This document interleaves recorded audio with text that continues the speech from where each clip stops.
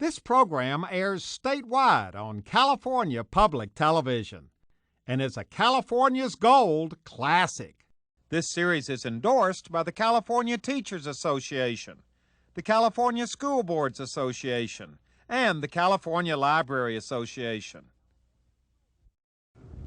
Hi, I'm Huell, and right now we're heading down Old Highway 50 in El Dorado County, about 40 miles outside of Sacramento. Now this is Motherlode country. We are right in the middle of gold country. This is where it all started. There's a lot of history here. Now what we're doing in this particular episode is we're going to take a look at two products that were invented right here back during the gold rush that we're all still using today. And I'll give you a hint. We wear one of the products, and the fact that we're riding in the back of this old 1959 Studebaker truck has something to do with the second product. Well, if all this piques your interest, as always, you're invited to come on along with us as we continue our search together, this time in the back of a bumpy old Studebaker truck for California's gold.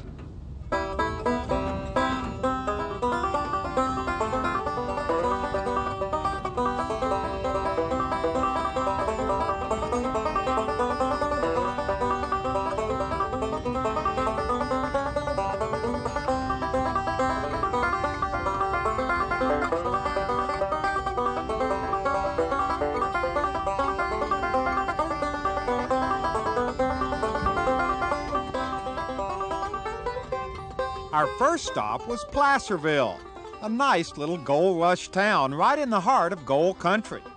We were in search of a product that got its start here back in the 50s. Presenting the new 1954 Studebakers, the cars with more for 54. You'll glow with pride when you wheel along in your distinctive 1954 Studebaker Commander V8. Wait a minute, I'm not talking about the 1950s. I'm talking about the 1850s. And I'm not looking for a Studebaker automobile. I'm looking for something Studebaker manufactured long before the automobile had even been invented.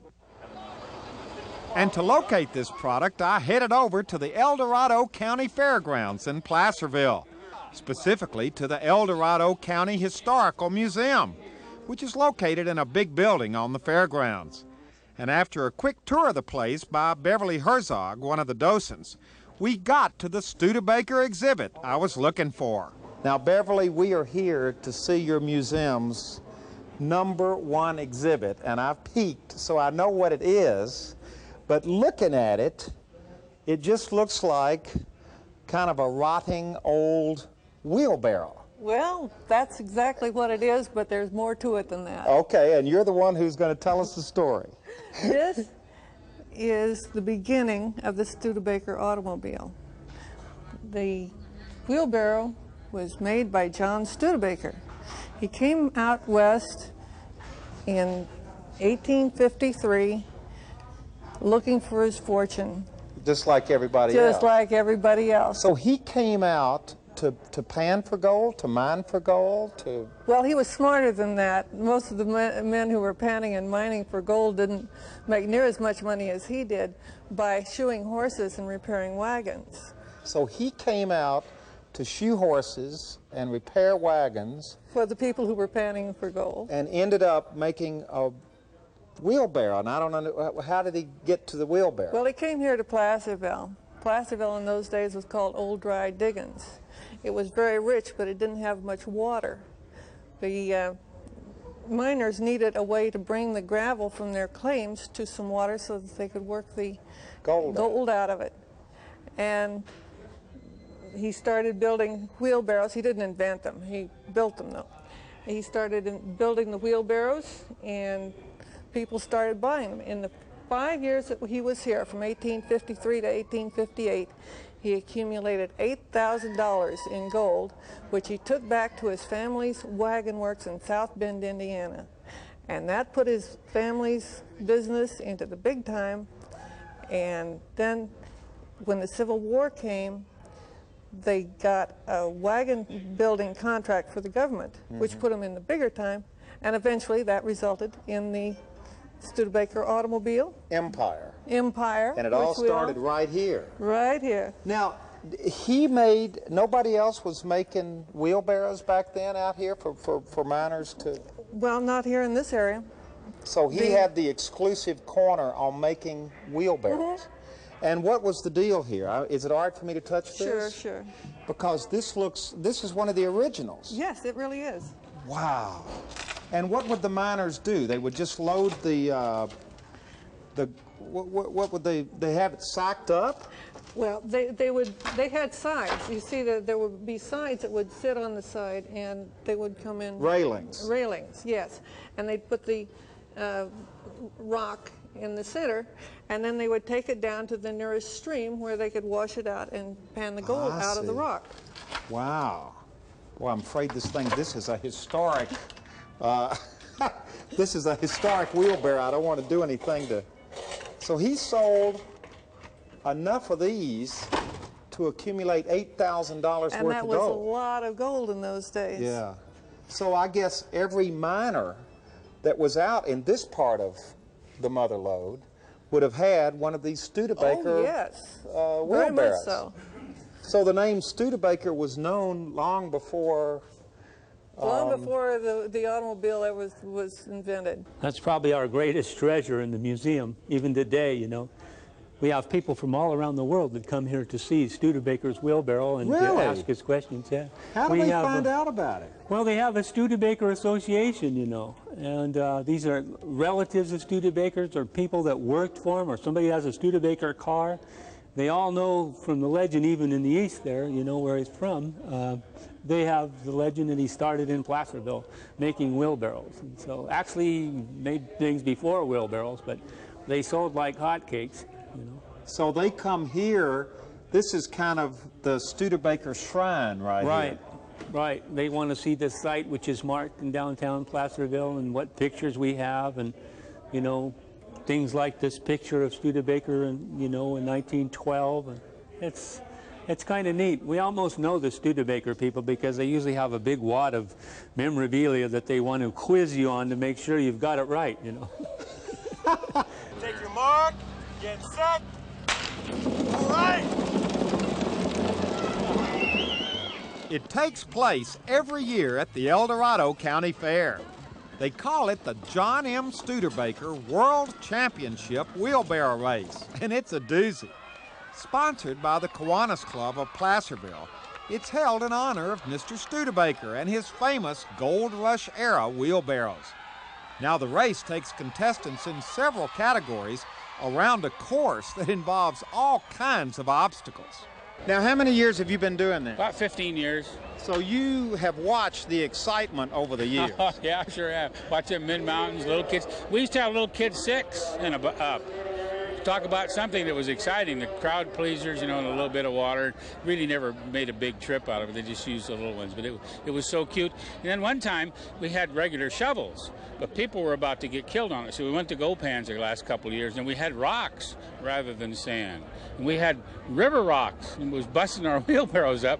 So we went to... so are you saying it used to be even tougher than it is? Even tougher it is right now. Oh, yeah. Wow. Yeah, it was a real meanie. You know, they had to run down those rails and the whole works.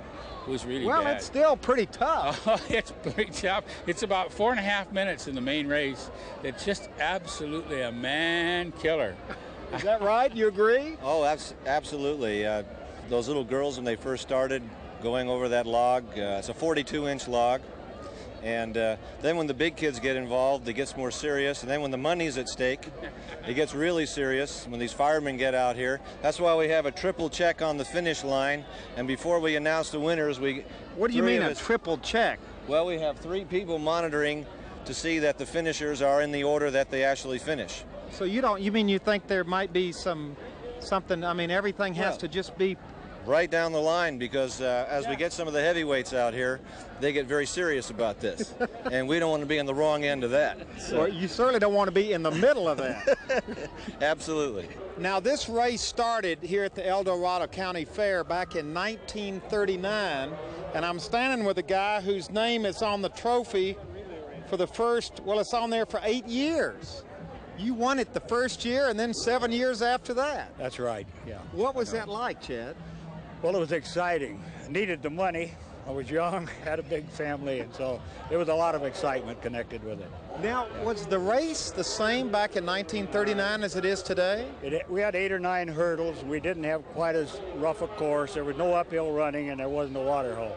But we had rock piles, we had piles of limbs, we had logs, we had ramps and everything. We had a lot of hurdles, double fences and things like that. Who comes up with these obstacles? Well, I don't know. Whoever designs the course, I don't think ever ran it. Because this is a tough course right here, and you'll see that when the men run. It's a tough course. Does the course have anything to do with what a real miner would have had to... Well, I can see the rock piles and maybe small logs and things of that sort, but I don't know whether they'd go over logs or not. Yeah. I think these are additional things that we put in years later. 20th century edition. That's right. How much does this mean to the people who enter it and run it every year? Well, I think it means a lot. It's a challenge more than I think the money involved, because back when I was running it, the prize was $100, which was a lot of money back in the 39, 40, 41. But it's just a challenge. They're athletes, and will be some good athletes in this. And they just want to win. Now, what about bragging rights? How far does that... Yeah, you got to. They're playing for that too, you know. And I try not to brag about it, but I'm kind of proud of the fact that I won it as many times as I did. Now we're getting ready for the big race. Everybody's lining up. You can feel the tension here at the starting line. Yes, sir. Have you done this before? Yes, this is my 4th time at this race. 6th is the best I finished, and I'm the oldest guy running this race. Why do you keep coming back? Stay young. You don't have to get old. It's all up here, and I love to run against these young guys, because then they have to go home and face their dad and know that a guy their dad's age beat him. Well, now, this has a little bit of history to it, too, and I know you probably like history. Oh, I love history. Yeah, this started back when old John Studebaker made his first wheelbarrow and sold it for $8. And then the races started back here in the 30s or 40s, and it's been going ever since. And the races changes, the course changes, and the guys change, and so it's a real challenge to come out here and run with the guys. But the sense of competition stays the same. Yeah, competition and sportsmanship, and don't let anybody kid you. You still get a butterfly stomach just like you did when you ran track. Do you feel a sense of tradition being a part of all this? Yeah, I come up, I'm originally from Placerville, but I live down in Orange County now, and I come up every year for the race. You come up here from Orange County? Yeah, every year. I was born and raised up here, but I moved down there. Well, what do your friends in Orange County say when you tell them you're going back home to enter? Crazy. A wheelbarrow race? What are you going to do? Have a buddy that you hold by the feet? Everybody thinks you got to hold somebody by the feet. 20? We better let him go in here. He's come all the way from Orange County. Good luck. Thank you.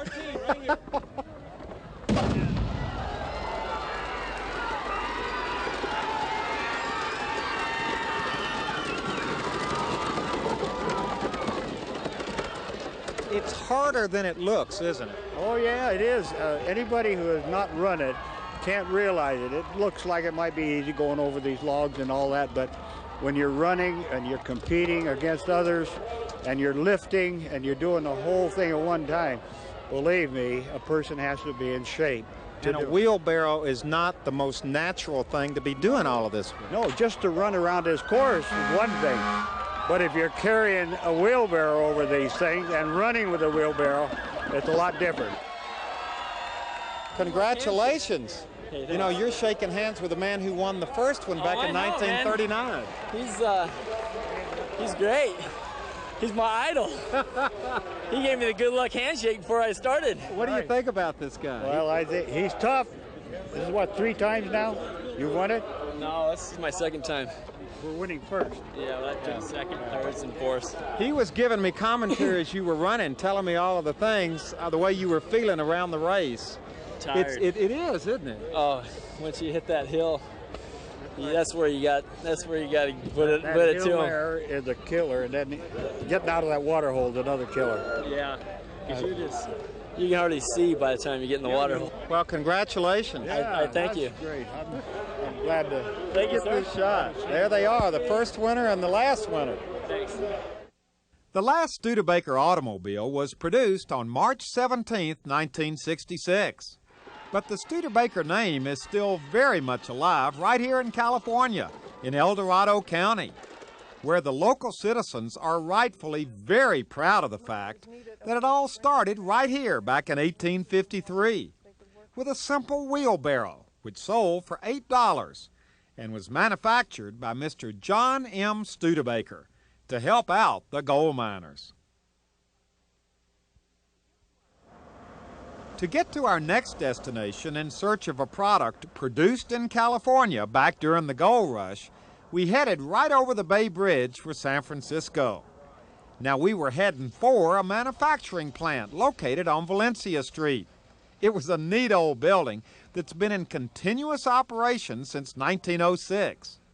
Welcome to Levi Strauss Company, which has been making jeans in San Francisco since 1873. Now, the first thing I did when I got there was to get a tour of the place by line manager Joe Casaletto. And the first thing I noticed during that tour was that the place had a wonderful old-timey feeling to it. We keep the tradition. We still with the old-fashioned machine, almost handmade. We do almost handmade. Because they usually, the other company, they usually all modify machinery, and we usually use it the same, you know. Why do you stay with the old stuff? Good. We like works. it. They work. Is it pretty hard to do that? Well, when you study, yes. But after, you know, so many years, so many practice. So many thousands and thousands and thousands. Yeah. Have you ever tried to count them up? No, no way. So, you know, we have to work for piecework. Piecework. Yeah, so, you know, whatever you make more, the more you make, the more you earn money. So I better not be standing here talking to you because you're losing money talking to me, aren't you? Yeah, he's going to pay me. Oh, the boss is going to pay you. No, I'm just kidding. Thank you very much. You are welcome. She gets paid by the piece. Huell, I'd like to welcome you to the Mother Church, the Shrine to Levi's Jeans. This is the museum at our Valencia Street plant here in San Francisco.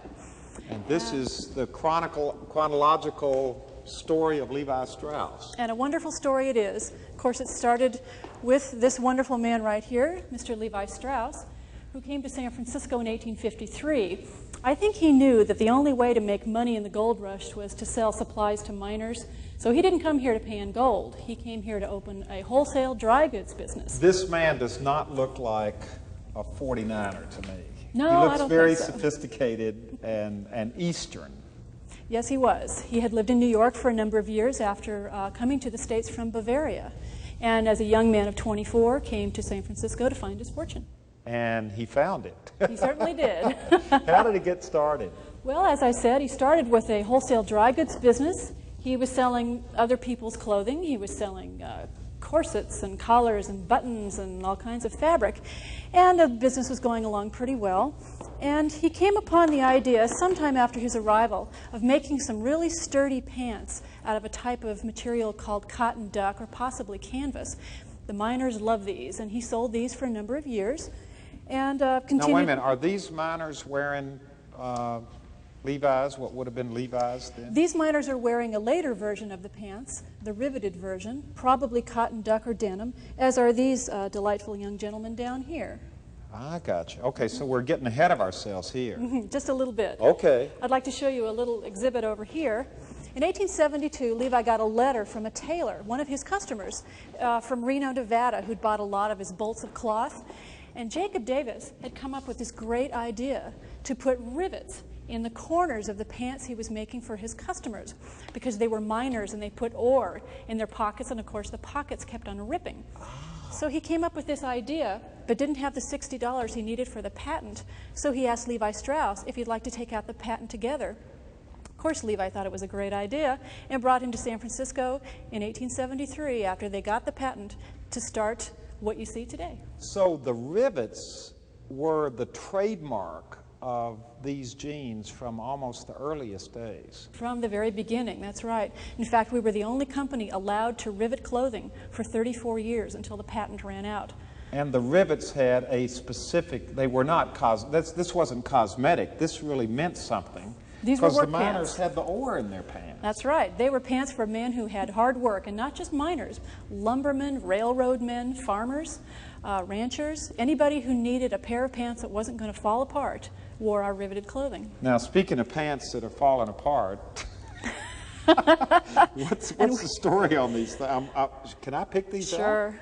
This is the oldest pair of Levi's jeans that we have in the company archives. They're 100 years old, and they were found in 1948 by a woman who was exploring the Calico silver mine in the Mojave Desert. Now, how do we know that these are 100 years old? I can date these pants by the design features. The rivets on the back were added in 1873. These rivets? These rivets here and on the pocket. It only has one pocket. That means it's from before 1905. It has a leather patch, which makes it after 1886. Wow. So these should be in these shouldn't just be laying out here. These should be in a vault somewhere. I mean, these are historic jeans. Yes, they are, but they're still a sturdy pair of denims, and they can stand up to people looking at them. 100-year-old blue jeans. And what's all this other stuff? We have a pair that's a little bit younger than that pair. This is a pair of overalls, which, by the way, was the old name for jeans, waist overalls. And this pair belonged to an Arizona cowboy who bought them in 1926. Wow. And you can tell by the way that they're faded that he spent his life on a horse. Yeah. And it's a little bit darker on the bottom because he cuffed the pants. And he probably had his boots up over those, too. You bet. Here's the leather patch turned to beef jerky a little bit. So the leather patch has always been a part of it as well. Oh, yes, back to 1886. I got The 19th century saw the beginnings of all of the design features that we know when we think of Levi's jeans. Yeah. What's this thing? This is what's called This is a interesting. jumper. It's an outer garment for men made of cotton duck, which is very much like canvas, with either wooden or bakelite buttons. Now, would the miners have worn this? Certainly, I think it would have been an outer garment for warmth or protection against the elements, because as you can see, it's very, very sturdy. I don't think you'd want to wear this next to your skin. Yeah. But I think that you'd certainly wear it over your other garments. Now, this is really sturdy material. And I'd heard the story that the whole idea of the jeans came from the tents, that somebody cut up an old miner's tent and made pants out of them. Well, that's not quite accurate, but it's possible that that tent-like material was used by Levi Strauss to make the very first pair of miner's pants. Okay, so that's just a story that's kind of evolved. And the reason we don't really know is that the 1906 earthquake and fire destroyed our headquarters on Battery Street. We've been on Battery Street and the waterfront in San Francisco, a part of San Francisco, since the very beginning. What did miners wear before they had Levi's to wear? They probably wore wool, possibly gabardine, or a type of cotton called jean. They made pants called jean pants, because that was what the fabric was called. J-E-A-N? J-E-A-N, just like the word we use today, but it referred to the type of fabric, which was cotton, but not as sturdy as denim. Were the Levi Strauss jeans the first blue jeans made? Yes, they were. Riveted, strong, button-fly denim pants have always been known as blue jeans, and that was our product. But that wasn't what they were called back then. No, they were called waist overalls, or just overalls. Overalls. We have some other representations of some of the myths. Cowboys used to sit in the trough, the horse trough, to shrink their Levi's overalls back in the good old days. Now, did that really happen? I believe so. We have some letters in the archives saying the same thing. That they would put on a new pair of Levi's, sit in a horse trough, and shrink them up. Shrink to fit. They'd have blue legs for a while, but the pants would shrink to fit. You know, everywhere I have been and around here today, you get this sense of tradition, of history, of texture and character in this company. Has that always been here, or is this just a marketing tool that's developed in the last couple of years? I think a sense of tradition and history has always been here because the company has always been family owned. And there's a sense of ownership and a sense of love on the part of our company officers for the historical materials and for our history. Our history is so much a part of the West and a part of California. People from all over the world, they think Levi's jeans, they think California. Yeah. They think the West, the Wild West. Now, is it Levi or Levi Strauss? Levi Strauss is the founder, Yeah. and Levi Strauss and Company is the company name, and Levi's jeans is the product. All right. Because I'm not wearing my pair of Levi Strauss jeans. No, you're Levi's. not. It would have been his jeans. Do you think that old Mr. Strauss had any idea when he started this in 1850 that someday it was going to grow into what it's become? I don't think so. I think he'd be quite astonished at the popularity of the blue jeans and how they've been used and how they've been worn. What do you mean, how they've been used? Well, by everything from miners to cowboys to rock and roll stars. People walking into classy restaurants wearing blue jeans. He was a very correct and upright gentleman who I believe probably always wore a suit, and I think that the casual use in urban settings of blue jeans would astonish him. Well, there you have it, two well-known products that got their start right here in Northern California back during the gold rush. First, we took a look at the old Studebaker wheelbarrow, which of course evolved into the Studebaker automobile. And then we took a look at the waist-high overalls, which evolved into Levi's jeans. Both of these companies headed up by men of vision, Mr. Studebaker and Mr. Strauss. Two men who came to our state back during the gold rush and literally struck it rich.